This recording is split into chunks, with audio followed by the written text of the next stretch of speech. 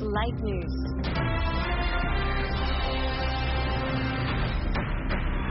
Tonight, the flying visit to Oprah that almost ended in lights out for Hugh Jackman. But the O goes on. I love Australia! The stars came out in the day in the biggest international promotion of Australia ever.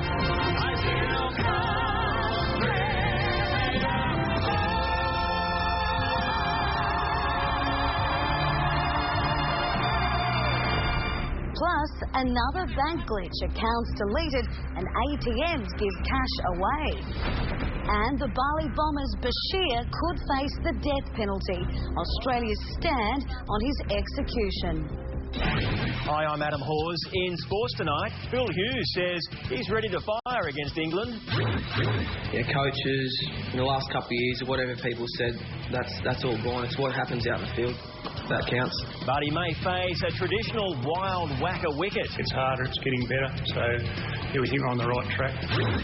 Molik and Dockage battle on for a place in the Aussie Open. And the 73-year-old coach breaking records in the USA. At 73 years old, I think I can play point guard better than that.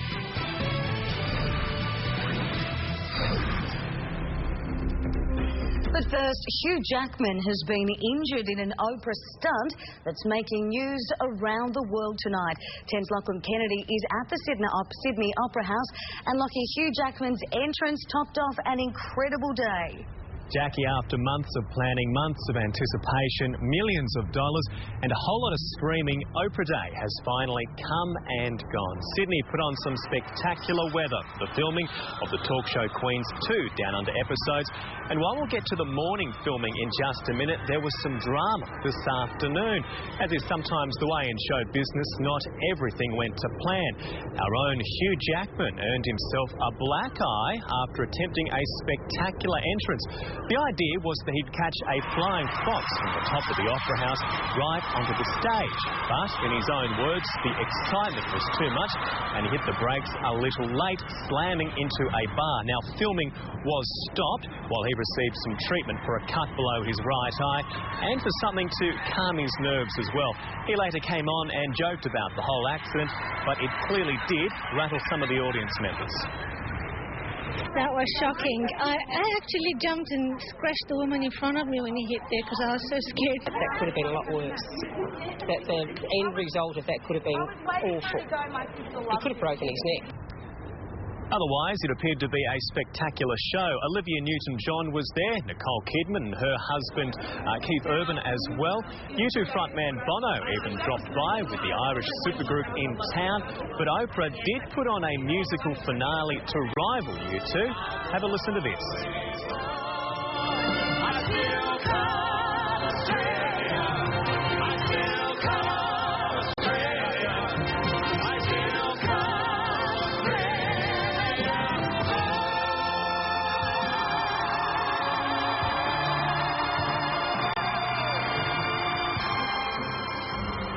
What a finish. And what did the audience think of all that?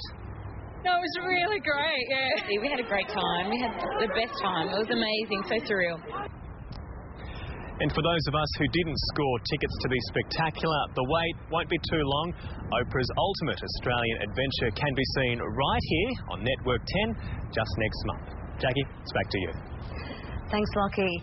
And there were plenty more celebrities and gifts at the taping of the first show earlier today, with Oprah giving a heartfelt endorsement money couldn't buy.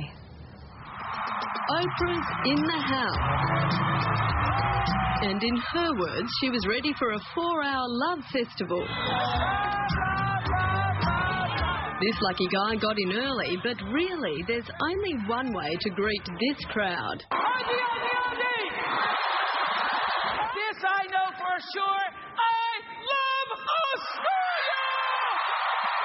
Oscar winner Russell Crowe literally walked over from his Sydney home. What's the biggest difference between Australian men and American men? Probably dental care. I've seen a lot of great-looking Australian men. It was so funny. When my friend Gail and I went camping, she was saying, maybe I'll find a camping man. And I said the other day, maybe you need to find a Aussie man. Well, just look down and there's Russell's good mates, the South Sydney Rabbitohs. Look up and Hugh Jackman's at the top of the Opera House sales practising his low-key entrance. Rock gods Bon Jovi offered plenty for the local ladies. We're going to the concert tonight in Brisbane, the Bon Jovi concert.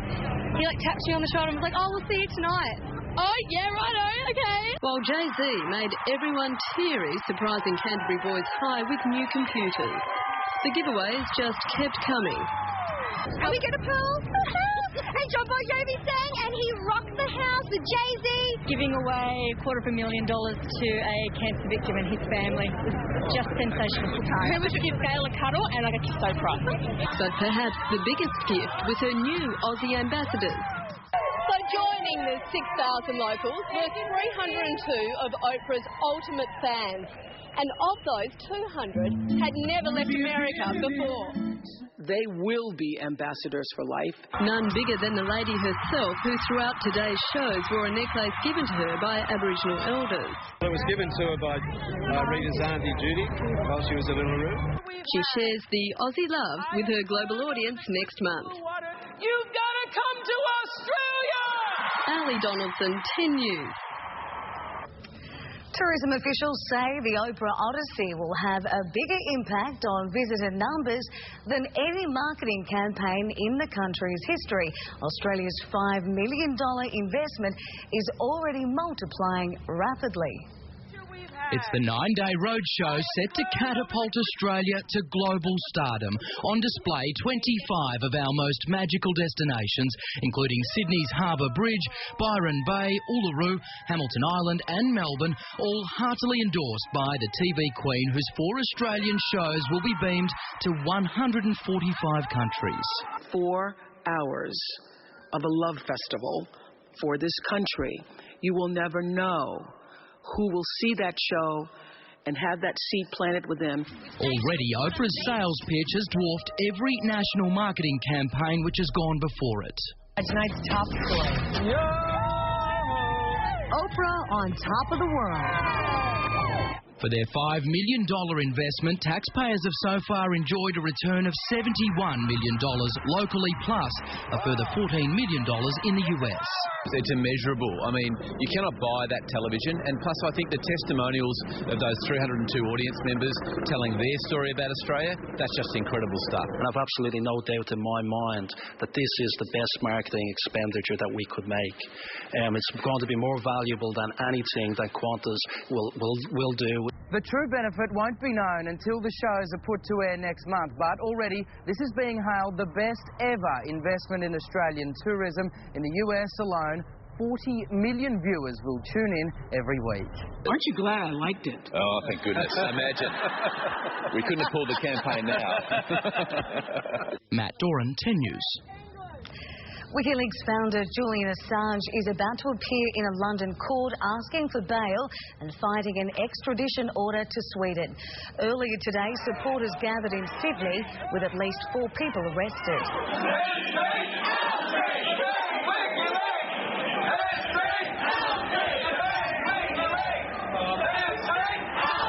Officers say the march was illegal because protesters hadn't given 5 days' notice.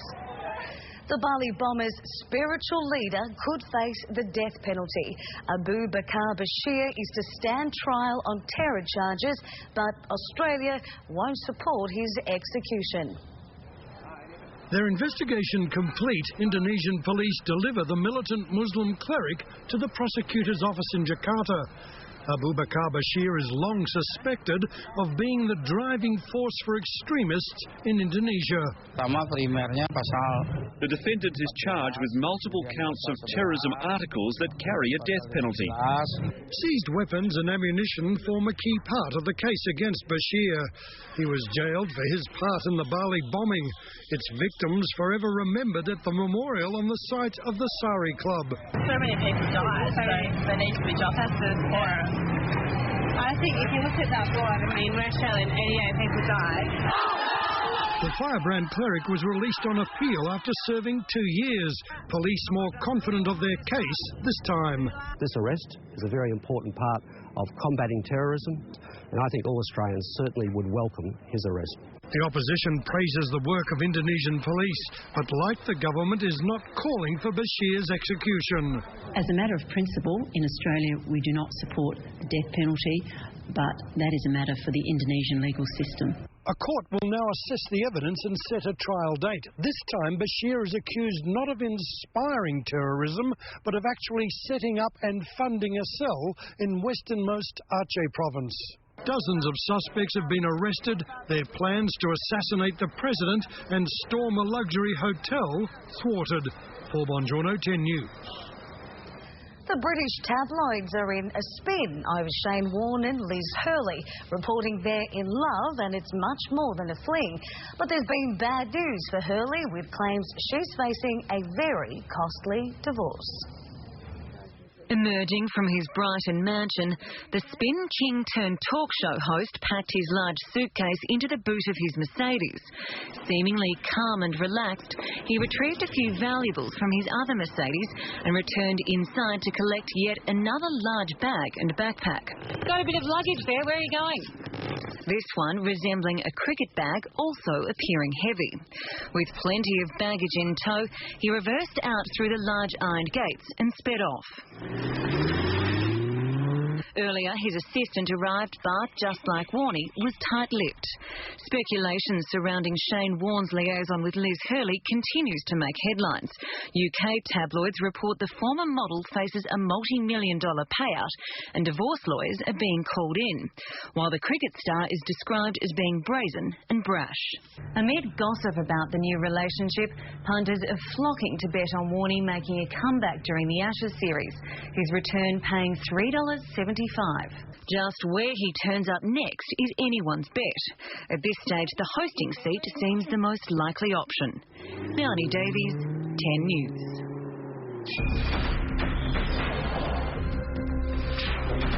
After the break, operating on your heart while you watch.